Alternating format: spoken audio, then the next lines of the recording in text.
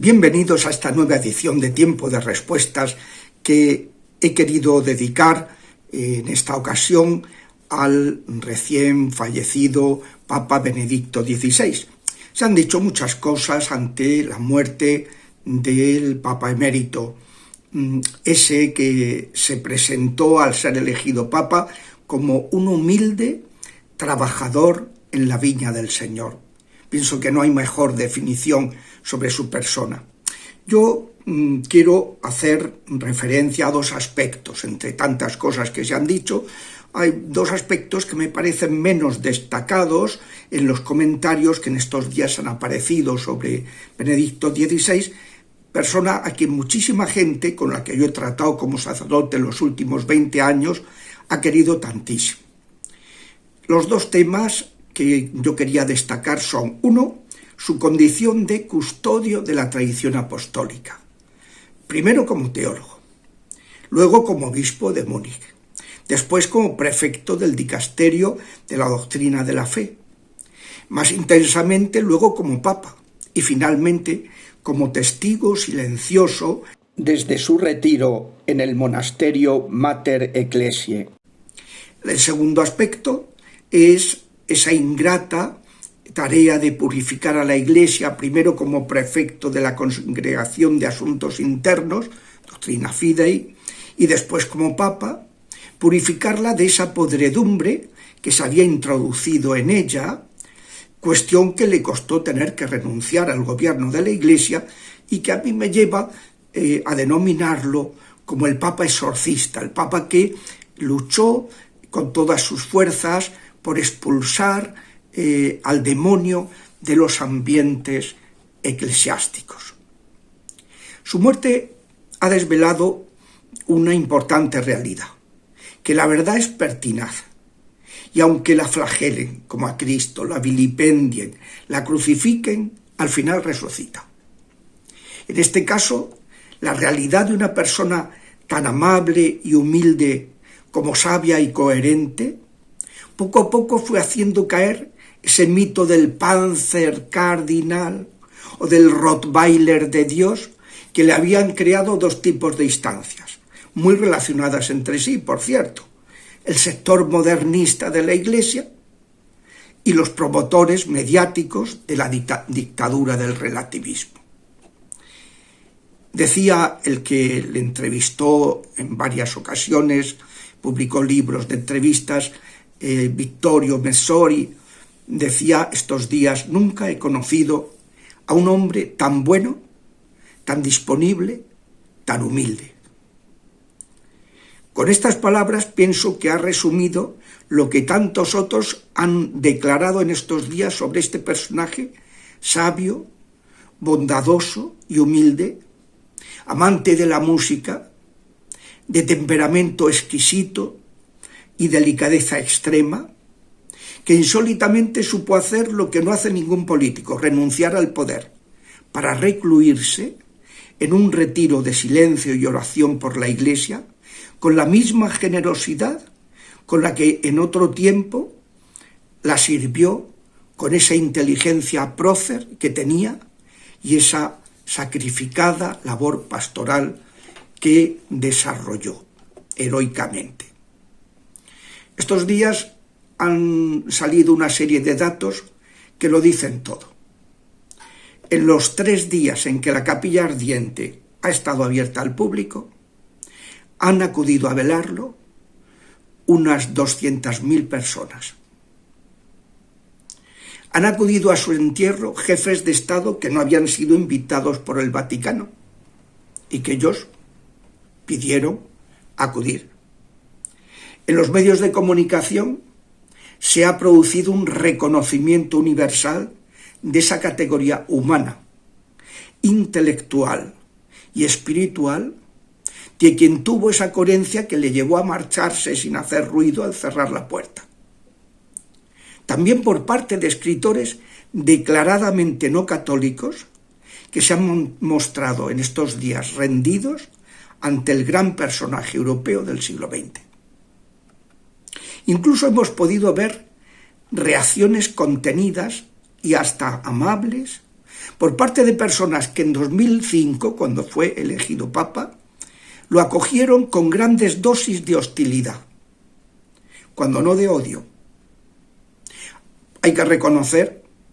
que fue bochornoso como la mayoría de los medios de comunicación del mundo pusieron en evidencia su sometimiento al poder en la sombra al utilizar casi los mismos argumentarios. Todo el mundo decía lo mismo, las mismas palabras. Se ve que estaba eso pagado. Y a los mismos recurriendo los mismos entrevistados para descalificar a Benedicto XVI. Las personas que en aquel momento tuvieron un mínimo de sentido crítico pudieron experimentar esa repulsión ante un despliegue dirigido y estratégico de críticas contra su persona. En realidad, como han puesto de manifiesto tantas y tantas plumas estos días, no es corriente encontrar personas de la calidad de Joseph Aloysius Ratzinger, un intelectual que hablaba 10 idiomas y dominaba 6 de ellos, respetadísimo incluso por los que discrepaban de sus tesis,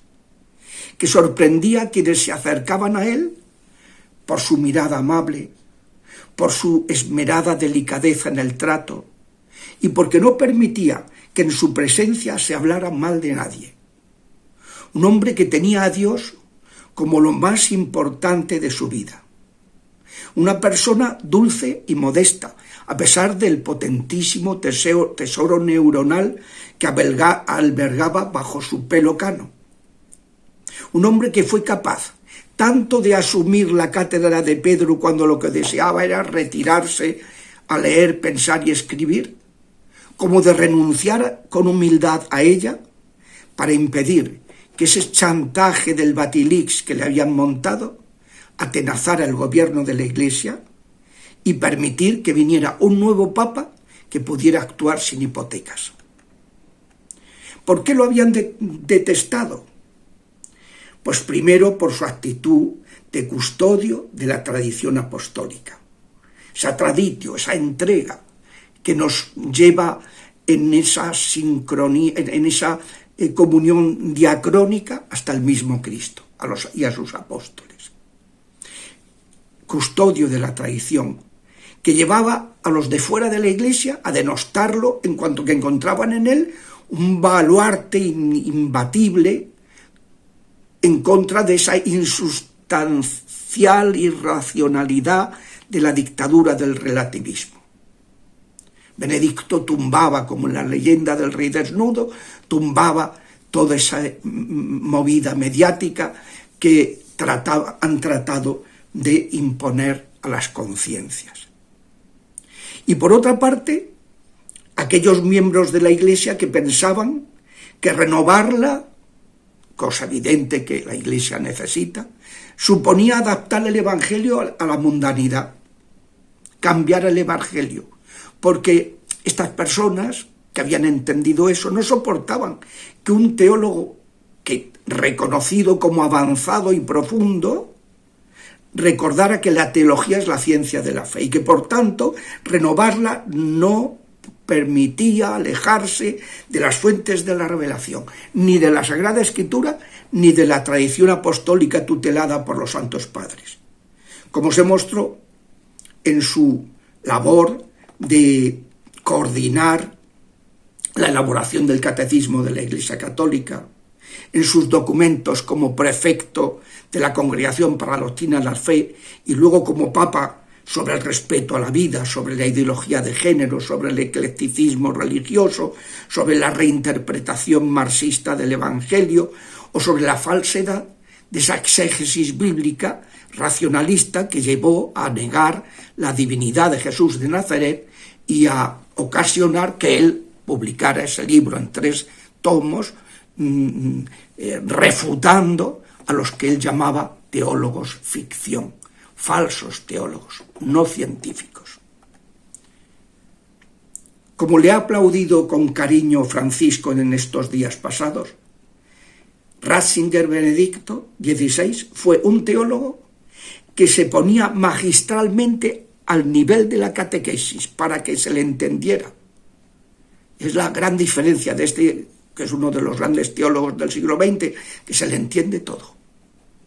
que supo poner su pensamiento agudo y educado al servicio del entendimiento de la fe. Un maestro, decía Francisco, que supo renunciar a la vanidad intelectual de ser como original para hacer una teología eclesial y no autorreferencial, en que él fuera el protagonista. Algunos de fuera y de dentro, por tanto, lo detestaron en cuanto era un custodio fiel de la tradición apostólica. Pero luego también por ese amor indefectible a la Iglesia que lo llevó a combatir con firmeza la podredumbre moral que se había introducido en los ambientes eclesiásticos y que dio lugar a la crisis de la pederastia por parte de no pocos de ellos. Como prefecto del que podríamos llamar como dicasterio de asuntos internos, y luego como papa, desempeñó esa ingrata tarea con la delicadeza y discreción que lo caracterizaron siempre, hasta el punto de que en muchos casos ni nos enteramos de actuaciones muy contundentes ante delitos muy graves. Delicadeza, pero al mismo tiempo firmeza, como muestra el hecho de que después de haber descrito en el Via Crucis de 2005, sobre todo en la estación novena, 9 días antes de la muerte de Juan Pablo II, al haber descrito esa calamitosa situación de la Iglesia, en la misa de entronización como nuevo papa, hizo una petición expresa: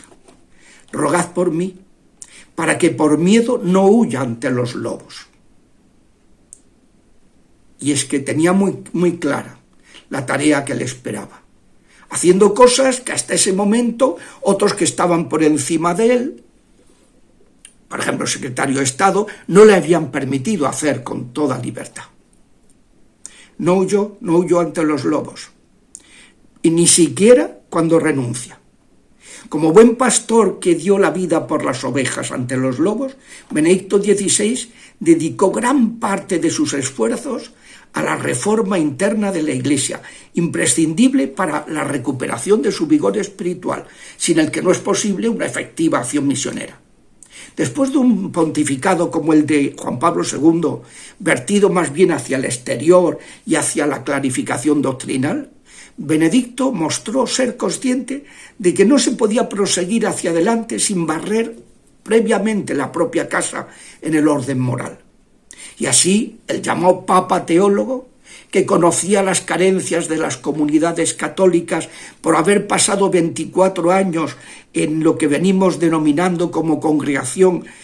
para los asuntos internos de la Iglesia,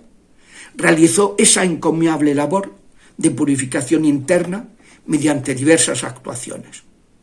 Por una parte, con la ilustración doctrinal en los asuntos confusos, clarificando, empezando por refutar teológicamente esa exégesis bíblica racionalista con sus 3 libros sobre Jesús de Nazaret. Segundo, con la promoción de la Eucaristía y de la palabra de Dios en la vida de la Iglesia, a las que dedicó las exhortaciones apostólicas posinodales, Sacramentum Caritatis sobre la Eucaristía y Verbum Domini sobre la palabra de Dios. En tercer lugar, con una discreta y constante tarea de purificación institucional, que en la opinión de muchos fue lo que acabó costándole la renuncia. Mencionemos las purificaciones más relevantes. ¿Saben ustedes que destituyó 90 obispos a tenor del canon 401, apartado 2 del Código de Derecho Canónico, por su mala gestión en asuntos económicos unos o en casos de pederastia otros? Así lo contó, ante el asombro de los asistentes, en la Universidad San Pablo CEU, en Madrid, el nuncio en Kazajstán en los días que transcurrieron entre la declaración de que iba a renunciar y el momento en que se hizo efectiva. Así lo explico. En segundo lugar, mantuvo una titánica lucha por reformar la banca vaticana y desterrar el blanqueo de capitales por parte de personas e instituciones eclesiásticas.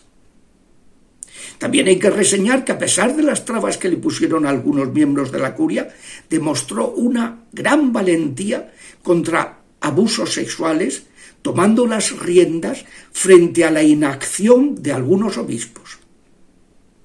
No fue menos relevante su incansable labor de corrección de abusos en lo que se llaman los nuevos movimientos religiosos. Por ejemplo, en cuanto fue elegido papa, destituyó fulminantemente al fundador de los Legionarios de Cristo, a Marcial Maciel, que era mujeriego, pederasta y adicto a la dolantina. Después combatió la corrupción que había en la cúpula de algunos movimientos que hacían una labor encomiable, pero que en su cúpula había corrupción. El Sodalicio de Vida Cristiana, Lumen Dei, el Instituto del Verbo Encarnado, el Instituto de los Hijos de María Inmaculada, que regentan en Italia sobre todo los hospitales de la piel, de dermatología. Luego mantuvo una actitud de reserva ante ciertas prácticas litúrgicas del camino neocatecumenal, que les dijo que no se juega con la liturgia y no se pueden tocar ciertos aspectos que la Iglesia ha entendido que se deben celebrar de una determinada manera. Y también frente a determinados excesos de la prelatura de la Santa Cruz, la obra de Monseñor Escrivá, en materia de respeto a la libertad de las conciencias, segundo, de proselitismo con menores y de maltrato a los que abandonaban la institución, corrección que hizo el Papa al prelado de la obra en junio de 2011. Como han dado a entender no pocos, esta segunda labor de purificación interna de la Iglesia le costó cara, pues los que se autodenominaban como los 20 cuervos le montaron el batilis para obligarle a parar en su tarea de desterrar la corrupción. Entonces el Papa encargó a 3 cardenales, el más veterano en la curia entre los cardenales, en su trabajo en la curia, el cardenal Herrán, el cardenal Salvatore Di Giorgi, exarzobispo de Palermo, que es el lugar donde está más asentada la mafia, y el cardenal Joseph Tonko, que era el prefecto del dicasterio para la evangelización, que es el dicasterio del que dependen más obispos, pues les encargó que le presentaran un informe. Y en cuanto se lo presentaron, pocos días después, hizo lo que ninguno de sus chantajeadores se podía imaginar: convocar nuevas elecciones para que pudiera seguir combatiendo la corrupción un papa con las manos libres. De hecho, al retirarse, se entrevistó con Francisco para entregarle un informe que explica diversas decisiones que este nuevo papa adoptó desde su elección. Y a partir de entonces, este infatigable custodio del depósito de la fe y promotor de la purificación interna de la Iglesia, prosiguió su doble tarea principalmente desde su dedicación a la oración por la Iglesia. Pero, asimismo, sin inmiscuirse en el gobierno de su sucesor, no dejó de ejercer esa inexcusable misión que tiene todo obispo, esté como titular o esté retirado, que es contribuir y velar por la fidelidad al Evangelio. Y eso lo hizo con actuaciones como, por ejemplo, las que voy a comentar. Una, apoyando el libro del prefecto de la Congregación para el Culto y los Sacramentos, por tanto el sacramento del orden, el cardenal Sara, sobre el celibato sacerdotal, en unos momentos en que, con ocasión del sínodo sobre la Amazonia, algunos pretendían suprimirlo. Segundo, publicando los debates sobre la pederastia en la Iglesia, puntualizando los debates sobre la pederastia en la Iglesia, publicando unas notas en la revista del clero alemán, Klerusor, en las que se decía sin ambages lo que los presidentes de las conferencias episcopales del mundo no se habían atrevido a reconocer. Y tercero, explicando en una entrevista que le hizo en 2021 la Herder Correspondance con motivo de sus 70 años de sacerdote, explicando por qué un porcentaje importante del episcopado alemán se había echado al monte proponiendo el abandono del Evangelio por haberse convertido en burócratas de una Amtskirche, una iglesia de oficina sin corazón, ni alma, ni espíritu, dijo Benedicto. Dentro de unos días van a salir a la calle las memorias que ya ha escrito y que ha entregado a imprenta su secretario personal, el arzobispo Georg Wenswein, testigo privilegiado de la vida de este Papa egregio. Gracias, Benedicto XVI,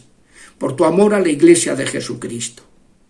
Sugiero que demostremos nuestro agradecimiento ofreciendo sufragios por su eterno descanso. No olvidemos que el gran santo del siglo XX, San Pío Pietrelcina, según reveló su discípulo, pasó un breve tiempo en el purgatorio. Cuánto mal servicio le haríamos al Papa dejando de rezar por él. Y pidamos a Dios que premie el sacrificio de este cooperador fiel de la verdad, atendiendo sus peticiones en favor de la Iglesia y del mundo. Gracias, gracias, gracias. Hasta la semana que viene, si Dios quiere.